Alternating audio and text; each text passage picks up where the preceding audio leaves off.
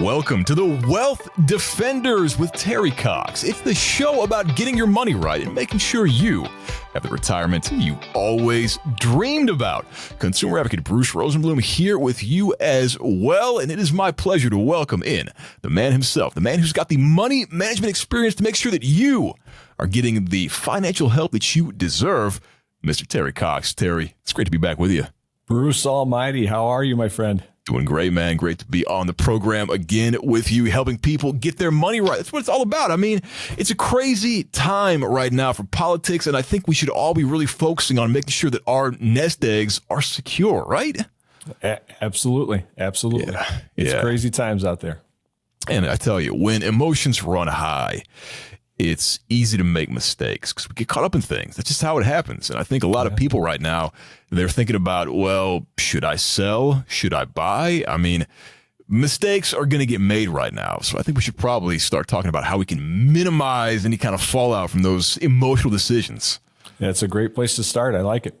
Yeah. So with that in mind, that's why we talking about on the show today, mistakes that folks are making and how we can, kind of talk people off the ledge here. Say, don't do these things. There's a better way when it comes to making sure that your money's right here. And I think one of the big ones we discussed before we started taping here, the wrong asset allocation for your age. This is a big one, isn't it? Yeah, it is. It is. And I think a large part of that is because that's how we're accustomed our entire life is we buy things, we hold things, things need to go up in value.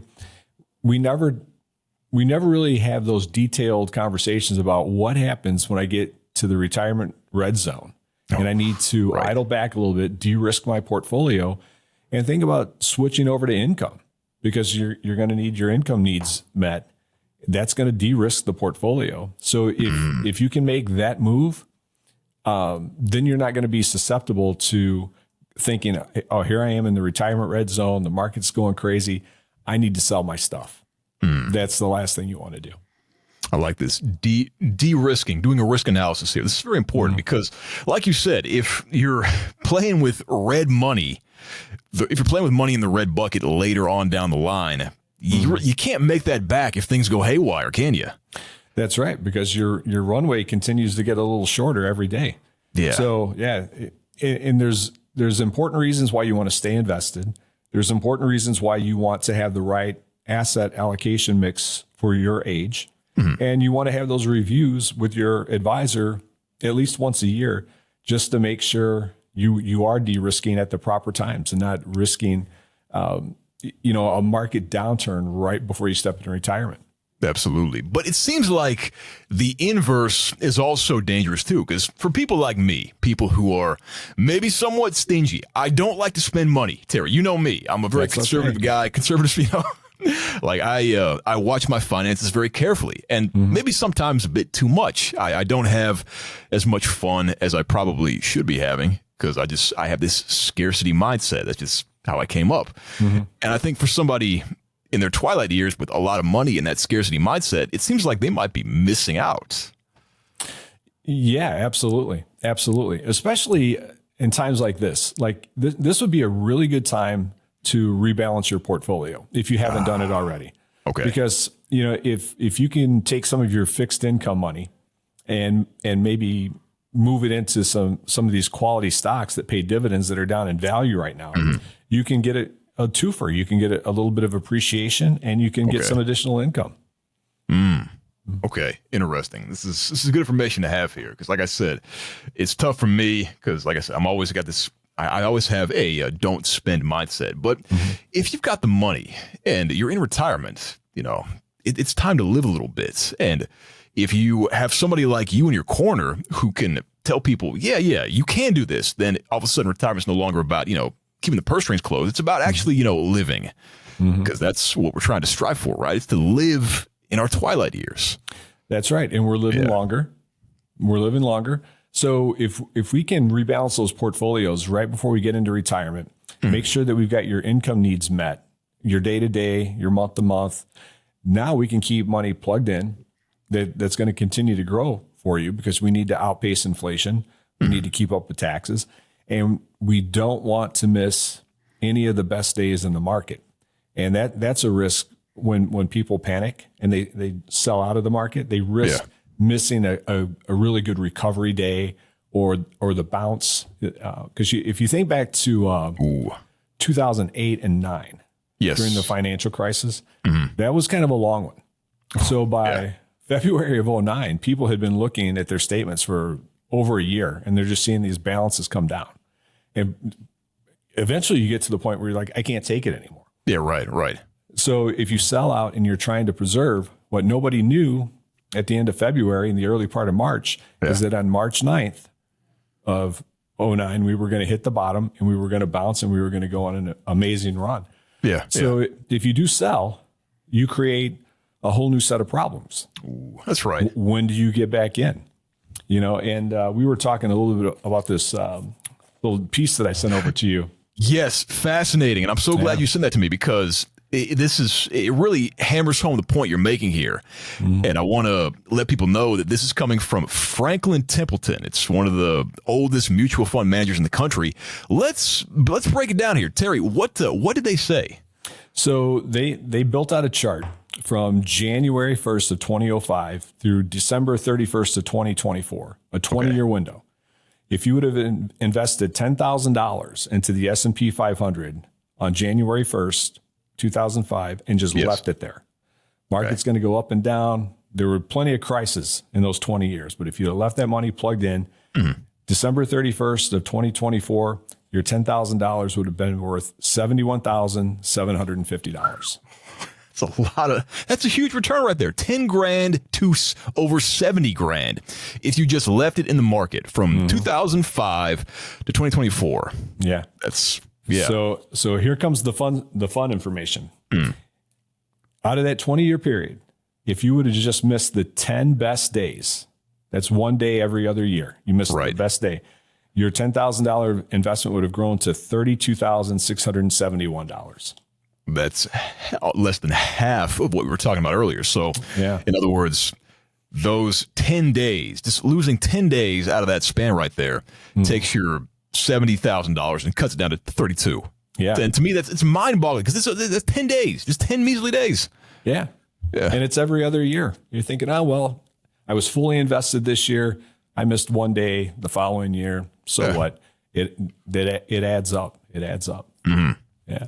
So, and that's why we're talking about being fully invested and appropriately invested for your age, because you start jumping in and out. And I've had experience with this because I have some clients that they know they should be a little more conservative. They're not. They're pretty heavy on the equities, but then they listen to the news cycle. And I've had times when people have called and like, sell me out, and I'm begging them not to do it. But at the end of the day, it's their money, and that's what they hired me to do. Right. So we make the sell. The event that they were anticipating didn't happen. The stock prices keep going up, and they're buying in, a week or two later at $7 or $10 a share higher than what they sold for. So that's not a good situation to be in. And it's got to be painful for you because you've got the long-term perspective. But when you have somebody who's emotional about this stuff and they're thinking, I have to sell, but you know what's going to happen if they do, but you can't talk them out of it. It puts you in a tough position. Oh, yeah. Yeah. And I take a lot of this stuff personally. And so I agonize over all of these, because I'm looking at paper going, if we would have stayed invested, man, this is what would have happened. Right. But, then you can't bring that subject up, right? No. I mean, this really reminds me of the IBM stock that my grandmother gifted to me when I was much younger than I am now. She gave me some IBM stock, and I held on to it until I graduated from college. And then I cashed it out because I thought to myself, well, the stock isn't doing too much. I need some money to get started in my life. So let me just take this and do some stuff with it. And Terry, I haven't looked at the price of IBM stock in a while. I don't want to because I'm going to kick myself. I'm going to say, oh my God, I would have been so much wealthier than I am now if I just held that stock and, didn't have paper hands way back in my youth. It's tragic. It's so tragic. But I think this story really drives home the point you're trying to make here. And the point that you're making very well with your story too. Just don't sell. Don't have that short-term perspective because the data really shows that buying and holding will get you very, very far. Absolutely. Absolutely. And historically speaking, the world hasn't ended very often. Right. We're always told it's going to end, but it never ends. Yeah. You know, it's just a different story with the same result, right? That's right. And if you buy, and that's the thing, you want to make sure that you're buying quality. You don't want to be buying speculative stuff with the money that you're going to need to get you through retirement. If you've got a little money on the side that you want to play with, that's one thing. But your serious retirement money, stick with quality, stick with dividends, personal pensions, things like that, and you'll make it just fine. Yeah, you're right. And I think things are more positive than we're led to believe. And I think you've said that too in the past. And I agree with you because I used to do news, as you know, and there's a saying in news, if it bleeds, it leads. In other words, Absolutely. The stories that are negative and shocking, they always get front loaded because it's just human nature. We gravitate toward negative things. We gravitate toward things that are shockers. I remember doing stories on positive things, and they would get less than a quarter of the hits that my horrible stories would get. So, you know, Isn't that amazing? It's rough. So it colors our perception of the world around us in a bad way, and I think it behooves investors to understand that, hey, things are not as bad as the folks on these investing shows are making it seem, because they know they're going to get a reaction out of you if they, really play up the negative stuff. Yeah. Yeah. And, and the flip side is true too. Things are never as good as we think they are, and they're never as bad as we think they are. So just relax. We're going to get through it. It's going to be fine. Just like I said just a few minutes ago, just stick with quality, and you're gonna get through this just fine. That's it. No toxic positivity either. No toxic negativity. Make sure you just remember that buying and holding it's okay. Everything's gonna be okay. But I still think, and you've said this before in the past, you got to diversify in spite of all this stuff. No matter if things are up or down, diversification is critical. And I think people, they still sleep on this. They still sleep on diversification, and they shouldn't. That's right. Because, when things are normal, whatever normal means anymore, is if the stock market's going down, bond prices are probably going up, and vice versa. And that's the whole premise of why you rebalance your portfolios. Because if you're in a 60-40 mix, stock to bonds, or 70-30, whatever your mix is, as equities go up, suddenly they represent more than 70% of your portfolio, maybe a 75 or 80. Now, that's a great time to take that 5 or 10% profit, move it over into the fixed income side of things. And then when stock market goes down, bond prices go up a little bit, you just do the opposite. Take some of your profits from the bonds, buy some more equities. So you just stay in your mix, and you're going to be just fine. And you can also get some exchange traded funds with the diversification. And as we know, those are doing very, very well. Yes. Yeah. And those long term. Yeah. Those all come in many different flavors. You can get exchange traded funds that are pure stock, pure bond. They're balanced. They've got a little bit of both. That takes some pressure off of, thinking that you need to make some changes in the portfolio. Yeah. Those are all good. Yeah, I like that. A friend of mine recommended the Vanguard Mega Cap Growth Fund to me recently, and he showed me the 5-year perspective on that. I said, wow, it had its ups and downs, but it's always going up on long term in a big way too. So again, it drives the point home, buying and holding with these funds, it's a good idea. Absolutely. Yeah. Because not only do your highs get higher, your lows also get higher over time. That's right. Yeah. But what about not having enough liquid savings? Because this is also a mistake that folks are making. And this one, it seems, is easy to make with the debt that is so common amongst folks these days. Yeah. And I see that a lot with people who are younger. They suddenly start investing. Your money's in a 401k plan through work or an IRA, whatever it is. And those accounts have rules attached to them that you can't get to that money without penalty until you're 59 and a half. Yes. Well, if suddenly something happens and all of your money is in a retirement account that you're going to get penalized to touch. You need to keep some cash outside of that you don't have to worry about being penalized, because things are going to happen. Car repairs, fix the roof, whatever the case may be, water heaters. So you need to have some cash on hand for those expenses, those things that you're not planning for. Yeah, right. And then this also speaks to the importance of having that emergency fund for things that crop up. Like, hey, I need a new drive shaft in my car. It just plumb died out. These are problems, and especially for young homeowners. I mean, it's hard for people in my generation to own homes, but those that do are figuring out that wow, it's no picnic owning a home. I gotta keep it up. I gotta maintain the property, and there's always something to do, and all those things cost money. So I gotta have some liquidity on hand to deal with that stuff. Yeah, it's a little more than just the mortgage payment, right? Yeah, right. So yeah, I'm a renter, and it's convenient for me, but I would like to own a home one day. But now I know, my landlord, he's always fixing stuff in his place, but it's serious business. And that also speaks to, people in retirement age. They think about upgrading their house to maybe a McMansion or something of that nature. But you got to ask yourself, do I really want to be messing with a big house when I'm in my twilight years? That's another mistake that folks make.